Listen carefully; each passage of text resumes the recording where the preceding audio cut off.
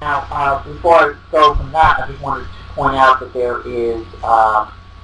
are people who are psychiatrists who may work in hospitals and whatnot. Now, psychiatrists are medical doctors who get additional training in psychology as a specialization. So these are psychiatrists, are people who treat psychological disorders as a doctor would, using medicine and other kinds of treatment.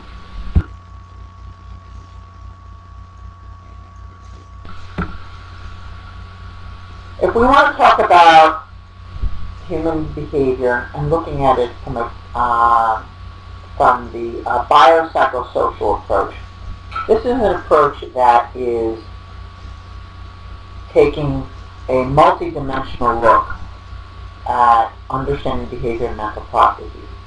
If you look at the biopsychosocial, you look at these three components: biological influences, psychological influences, and social and cultural influences. So this is a very useful way of understanding psychology. You can take the biological approach and look at some of the biological influences, genetic predispositions, various kinds of genes, various kinds of physiological processes going on within a person. All of these are biological influences that can influence our behavior. There are also psychological influences. There are fears that we might have learned. We might have particular emotional responses to things. There are different ways in which individuals process information cognitively. All of these are psychological influences to explain our behavior. Finally, social and cultural influences. The experience of being with other people. How are you affected by other people in your group? How are you affected by the people in your family, in your culture, by your peers, your friendship groups? You're looking at the media. How are you affected by TV commercials and what you watch on television, and so on. So realize that different psychologists can take different approaches from each of these perspectives here in terms of understanding their behavior. But really, if you want to understand behavior, you really have to understand that it's a complete picture. There's no single one answer to explain why a person is sad. It is not just one particular event in that person's life. It is not that particular person's brain chemistry that is the complete and sole answer to that particular question.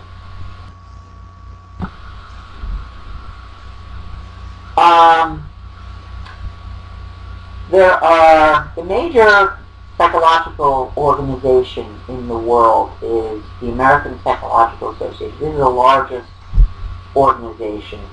It has a whole lot of different members. I'm not even sure if that number is even accurate, how accurate that is, how close that number is right now. But there's a lot of people in the organization, a lot of professionals and non-professionals. There are other organizations, the Association for Psychological Science, British Psychological Society, and there are many different subfields, specializations within psychology. So if you click on this link here, you will see that there are many different divisions of the American Psychological Association. So here are the different divisions. There are a total of 56 divisions. We take a look at some of them here. Society for Counseling Psychology, Psychologists in Public Service, Society for Military Psychology, Society for Consumer Psychology, Society for Theoretical and Philosophical Psychology, Behavior Analysis, Society for the History of Psychology. Total of 56 divisions that are that each have their unique point of view. So, as you can see, there's many different ways in which psychologists can apply their expertise.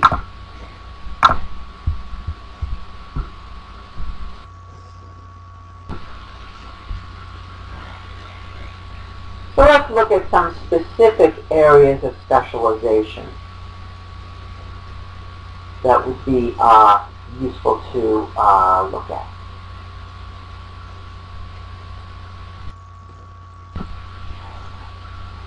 Start with biopsychology or physiological psychology. Again, when we talk about neuroscience, kind of all in the same area here. Exploring the link between the brain, the body, and the mind. And again, a number of different ways to do it. Looking at from genetics, from the process of the nervous system, the process of the endocrine or hormone system, and linking how that works with our behavior and how our thought processes. Developmental psychology studies how we grow and change from womb to tomb, from prenatally to when we die, and how we change both cognitively, how we change emotionally, how we change physically. All of that is important to developmental psychologists. Cognitive psychology studies how we perceive, how we think and solve problems. And cognitive psychology is, this is, as we talk about studying things like memory and learning, reaction time. These are how we think and how we solve problems, how we, if we think about critical thinking, everyone is interested in critical thinking. Well, cognitive psychologists study how that might be going on. What are the mental processes of people who engage in critical thinking, as an example. Personality psychology. They investigate how, how we're different, how people are individuals and how people are different, and what makes what makes individuals unique. What are the characteristics they might have? They also look at how certain kinds of personality variables like extroversion, how outgoing you are, how intelligent you are, how open-minded you are. These are various kinds of personality characteristics that personality psychologists might want to study.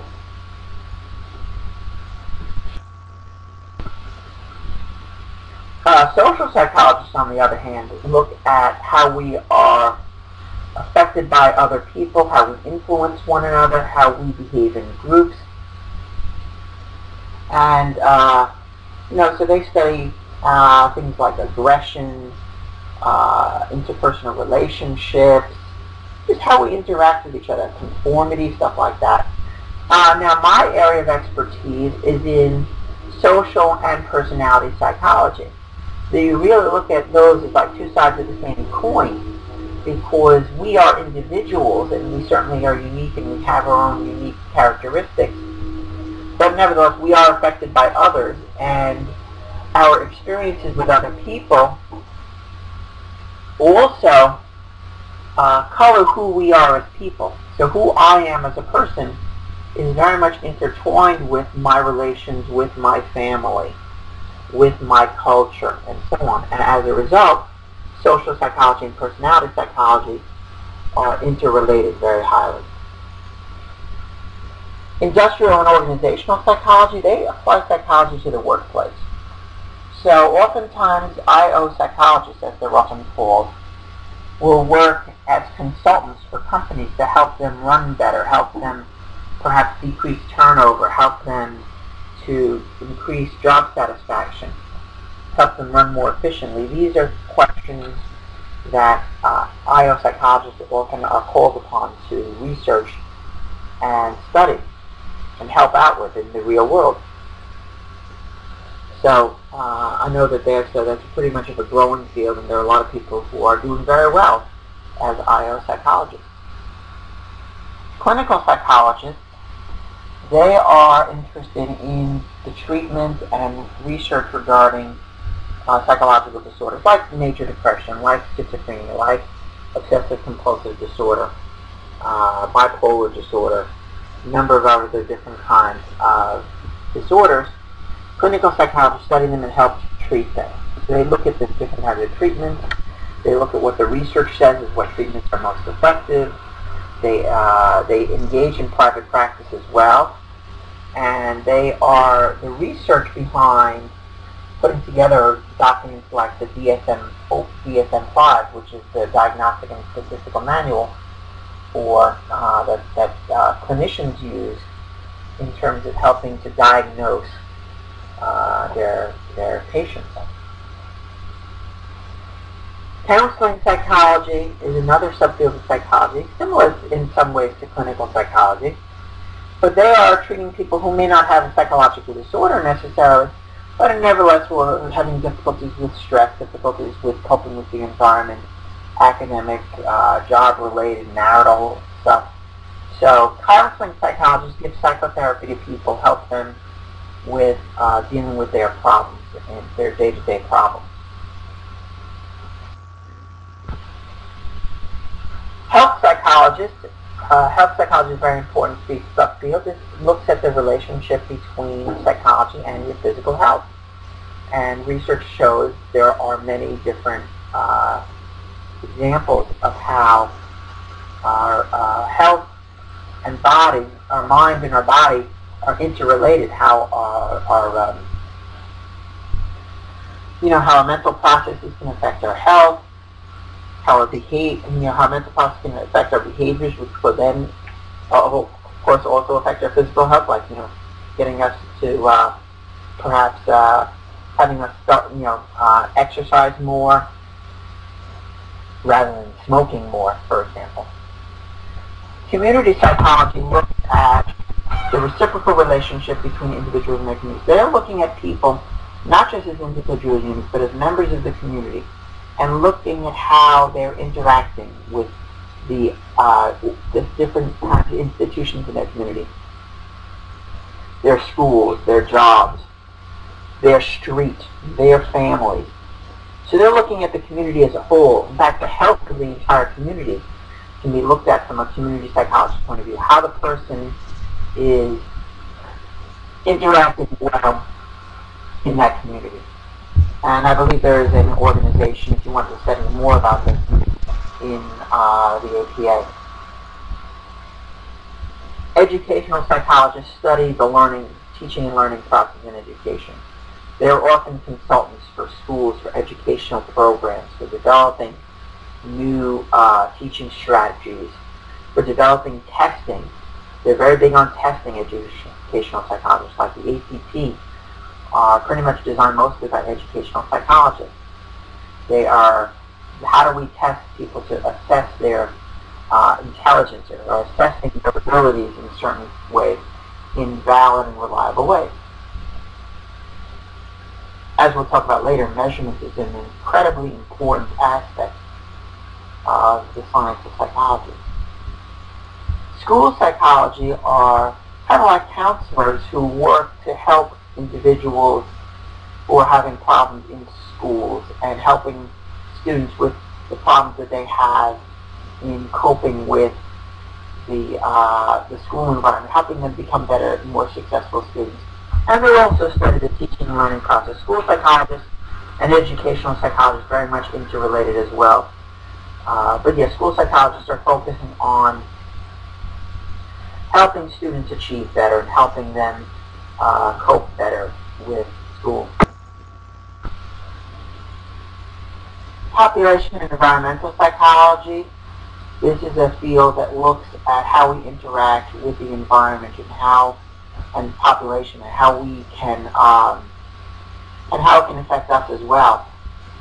People can have an enormous impact on the environment. Overpopulation, crime, environmental deterioration, recycling. These are issues that might be of interest to population environmental psychologists, trying to perhaps maybe encouraging people to recycle more, encouraging people to take care of their environment, and studying perhaps what makes some people more, and how we interact. How can we divide?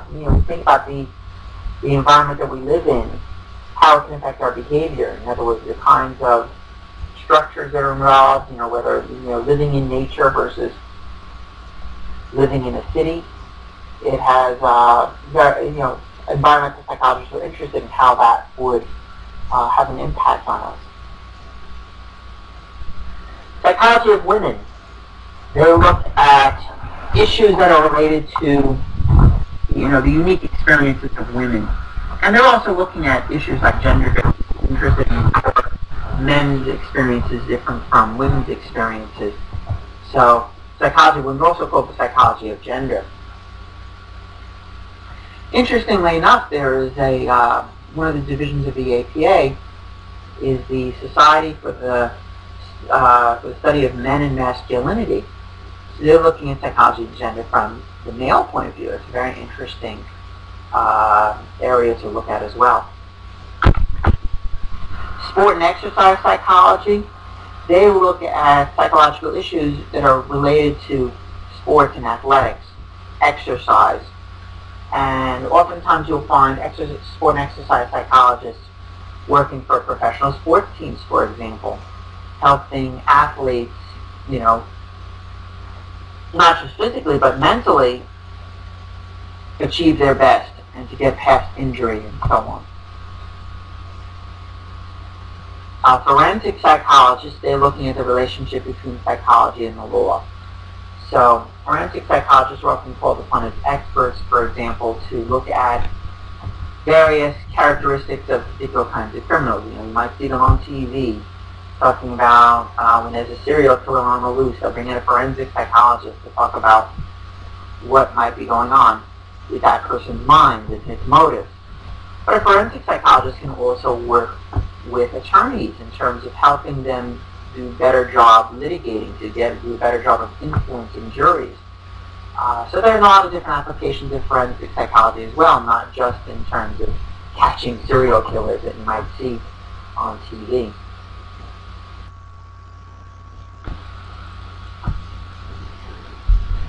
So let's talk a little bit about health and wellness when it comes to psychology. One of the big debates in psychology is the mind versus the body. Biological psychologists might say, well, the mind is really just what is physically going on with your nervous system. So maybe they are not so sure the mind even exists as we see it. It's just the body is just one thing. But nevertheless, there are ways in which we think about how we think can affect how healthy we are, how the mind impacts the body. So, being optimistic, thinking that the glass is half full rather than half empty, thinking things that are generally going to turn out okay, can actually have some major health benefits versus being pessimistic, versus thinking that things are going to turn out bad. And so being optimistic is one of those, characteristics, a personality characteristic that can actually, the way you think about things can affect how you, how your body reacts to it, and therefore how your physical health. The impact of stress when you are thinking, when you have thoughts of stress, thoughts of, oh my God, my life is going nowhere, you are going to, can have an impact on your body in a negative way. Likewise, if you're thinking positive and you're thinking about ways in which you can improve yourself, then it might have a positive impact on your body. Of course, the body can also impact the mind. If you are lacking, if you're not getting enough exercise, there's actually a link between not getting enough exercise and the development of Alzheimer's disease. People who are more physically fit are less likely to have the damaging effects of age on their mind. So that's very interesting how, your physical fitness, the amount of sleep that getting an adequate amount of sleep and so on, eating well, can have an impact on how your mental processes work. Okay, so let's sum up what we've learned here. We've defined psychology, explained what it means, and we've talked about the positive psychology movement, which is kind of a theme that's discussed throughout this textbook. We're not just about psychological disorders, we're also about positive human growth. We've talked about the early history of psychology, such as Wundt and William James, talking about Freud, talking about how how psychology developed from there. We've talked about the more recent contemporary approaches to psychology, different ways of looking at behavior and mental processes from these different approaches. We've looked at different areas of specialization, different types of careers that psychologists might take. And we've also talked about how the mind and body might be related in psychology. And so next time, you will be talking about the science of psychology, discussed in Chapter 2. So, see you then.